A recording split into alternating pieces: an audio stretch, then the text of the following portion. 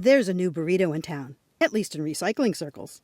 As boats start to lose their winter coats, 5 transfer stations across Cape Cod are now accepting bundled plastic boat shrink wrap, affectionately referred to as a burrito, after the way the properly trimmed waste gets rolled and tied. What are the hallmarks of a good burrito?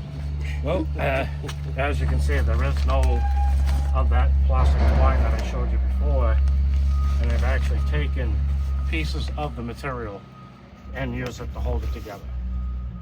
And this, everything here can, it'll go into that bundles, and everything here can be recycled.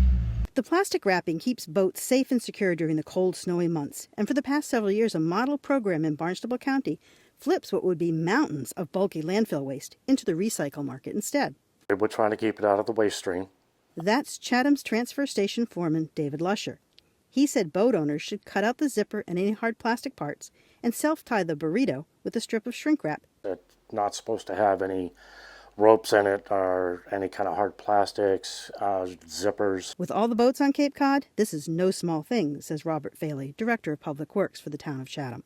But you think how many marinas that Chatham has, how many commercial boat yards Chatham has, it really does impact. It's not just boats in Chatham that those marinas and those boat yards are dealing with. They're regional boat yards, so it is a regional problem. A program started at Woods Hole Oceanographic Institute 2017-2018, and as an attempt to expand the program in 2019, an employee, she's a special projects manager over there, Stephanie Murphy, had reached out to me and had asked if there were connections with transfer stations and the DPWs, and if there was a possibility of extending the program that they had once started with a single collection unit that would get about a ton every year, or 2,000 pounds. Carrie Parcell is a solid waste and recycling coordinator for the Cape and Islands at the Barnstable County Cape Cod Extension. She worked with Hui to build the program into a national model in Cape Cod.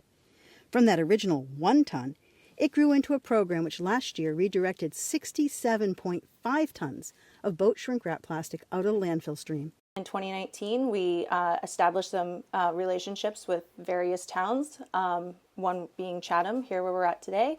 Chatham has a long history of boating and fishing.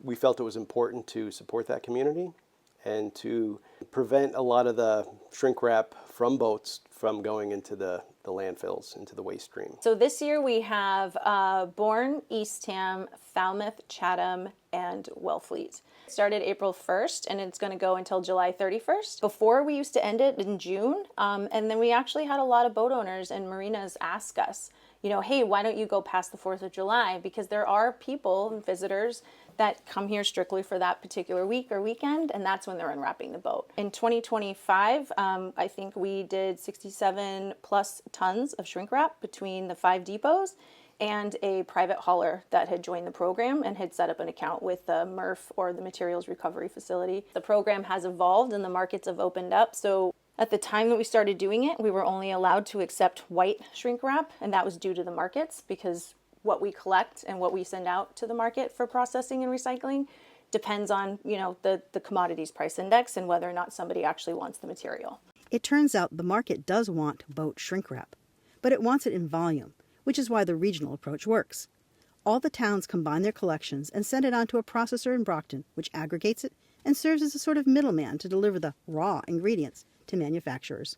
The roll-off container goes over the scale, they weigh it, and then they go into the tipping floor and they tip it, and then the material is moved into a baler that bales anywhere from 1,200 to 1,500 pounds, and then those bales are set aside, and then once there's enough volume, then the MRF itself sells it out to market, where that market processes it and turns it into pellets or little nurdles. In some cases it's reborn into shrink wrap. Most likely it's going to be WeatherTech all-weather decking, highway silencers. You also see coffee can lids, like, you know, classic Folgers, the aluminum tin with the plastic lid on top. So there's various things that these nurdles from the shrink wrap can become, and it's a brand new product again.